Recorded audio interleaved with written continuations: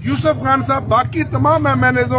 और असेंबली के गेट से गिरफ्तार करके किसी MNA को लेकर जाना कोई यार में ये शर्म हया की बदतरीन मिसाल है,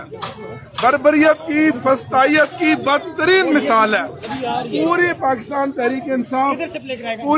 इंसाफ की पार्लिमानी पार्टी इस जाबराना,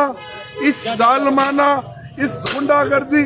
इस बदमाशी की हम मजम्मत करते हैं कि एक कौमी असम्बली के मुंतखब मेंबर को असेंबली के गेट से गिरफ्तार कर लिया। ये असेंबली जाली असेंबली है,